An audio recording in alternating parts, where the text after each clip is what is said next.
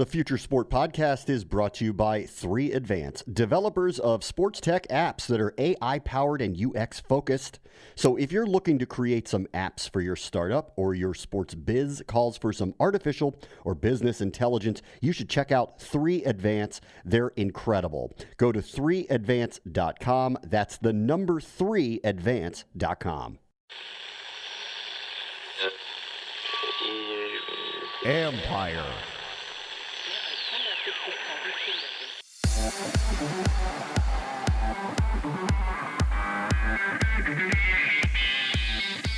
Are you ready for some virtual football?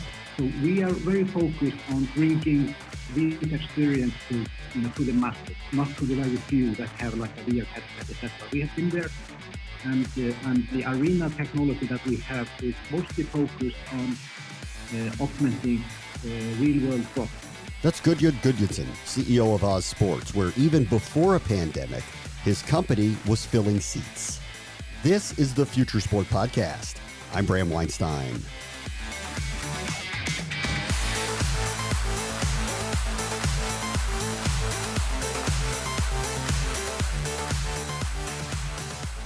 It wasn't that long ago that the priority was sales over AI enhancements in the stadiums at large. A global pandemic, though, will change everything. But for Gudjonsson at Oz Sports, the process of modernizing what the stadium looks like, that was already in motion.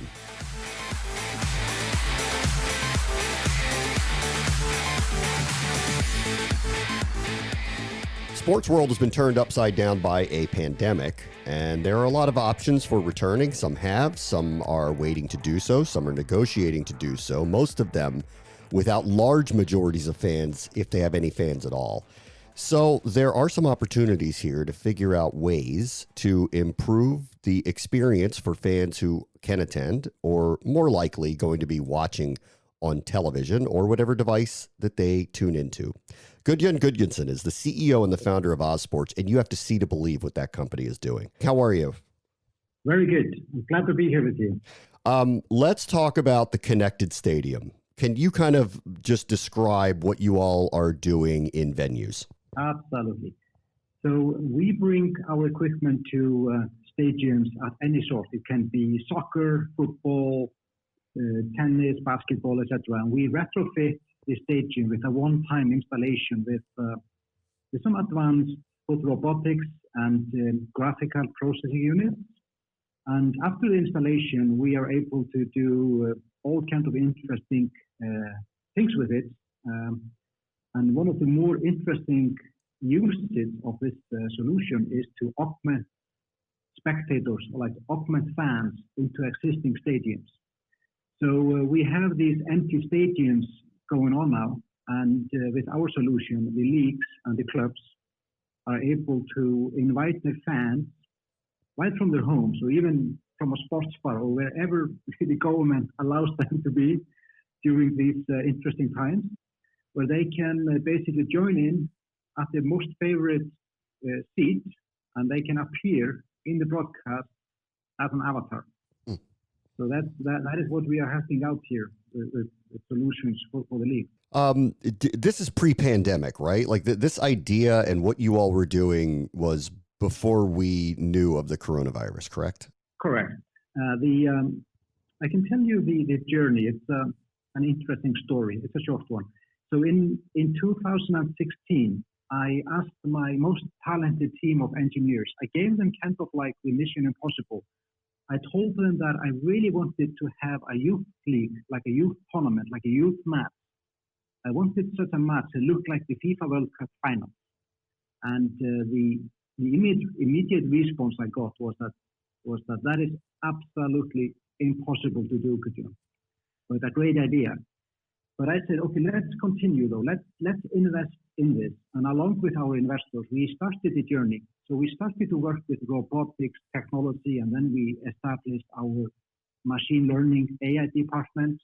So we started to train the system so that we could cut down the cost and bring great production value to lower leagues.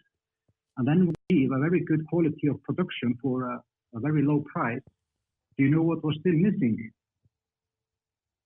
No. It was all the spectators. They were just like, these are junior games, so we only had like mom and dad watching the game. So that triggered this journey to build technologies to augment spectators at these matches. So we did like the first pilot we did in 2018.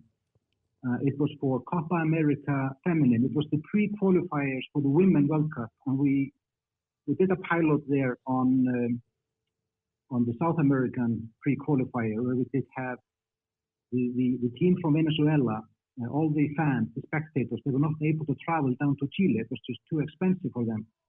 So we did this pilot where we gave the Venezuelan team an amazing experience with like a World Cup like stadium.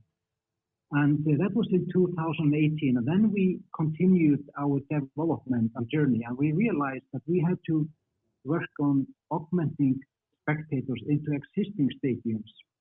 And we wanted to bring more kind of, to make this more authentic, to bring more honesty into all of this. We didn't really want to fool the audience too much. So we started the journey to develop technology so that we could bring,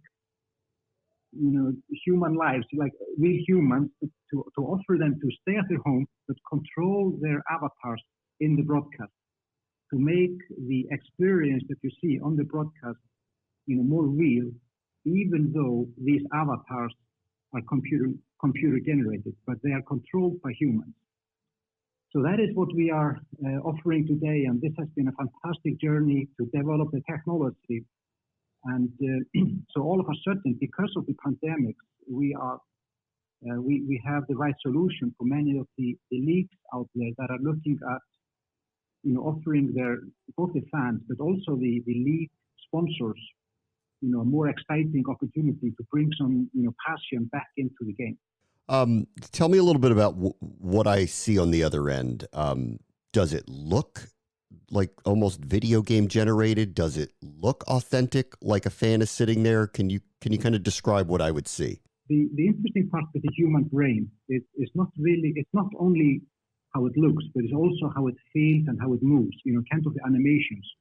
So when we bring like human-like animations into these experiences, you start to appreciate what you see. So the actual avatars are more like Pixar characters.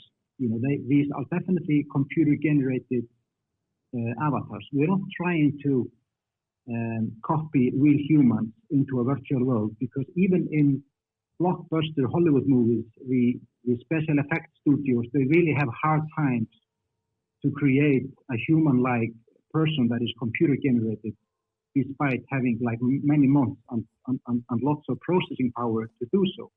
So we are not trying to kind of fool people with human life. We're trying to give them the experience that there is, that these avatars are really human controlled.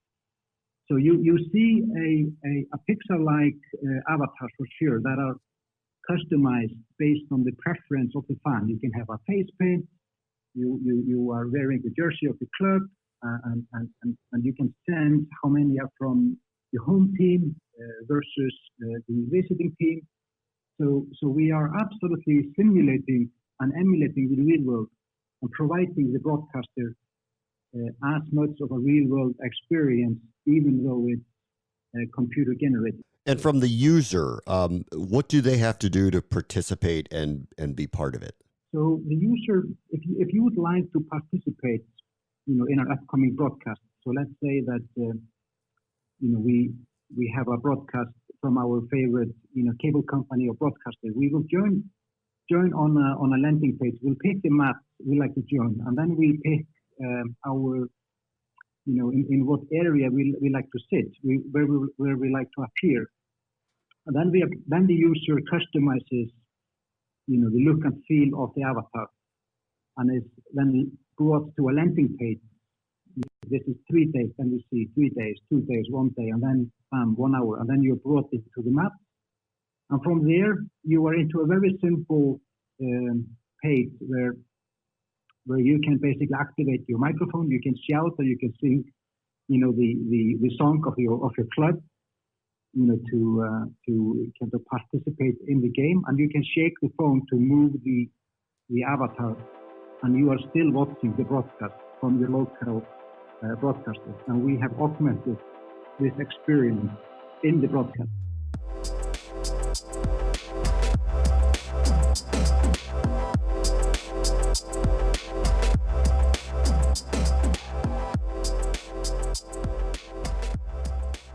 Are you working in virtual reality as well? Is that something that you guys are trying to bring into the fold?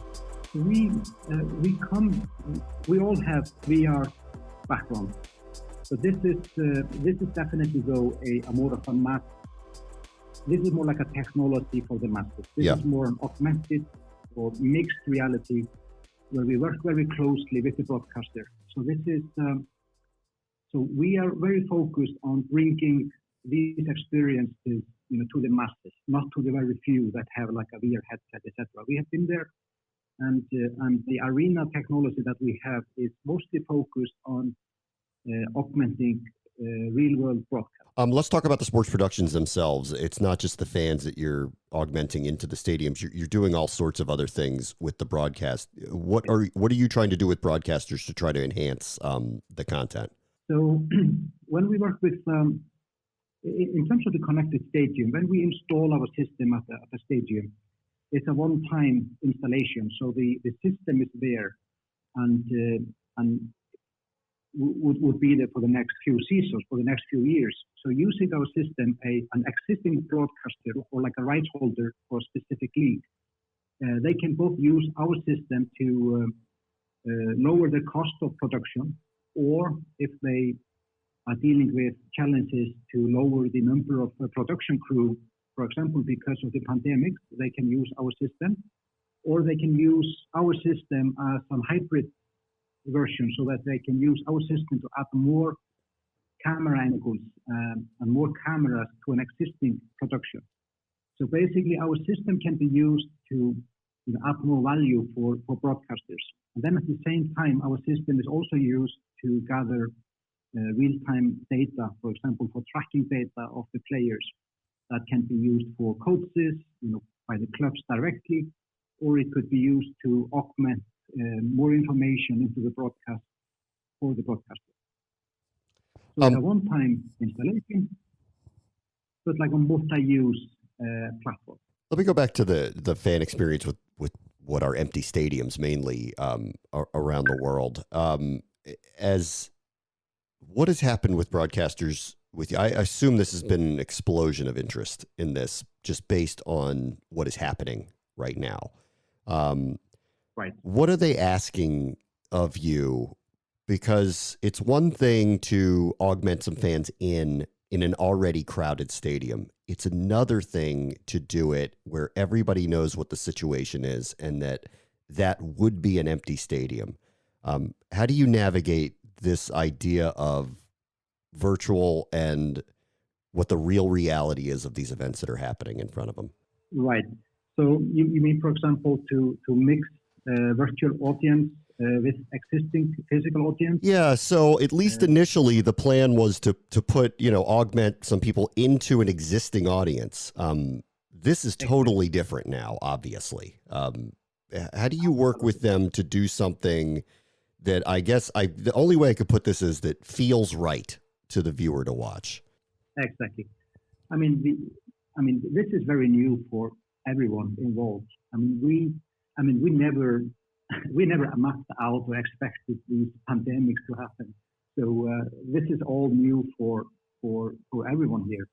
And because before the pandemics, we were more augmenting like a total replacement of stadiums.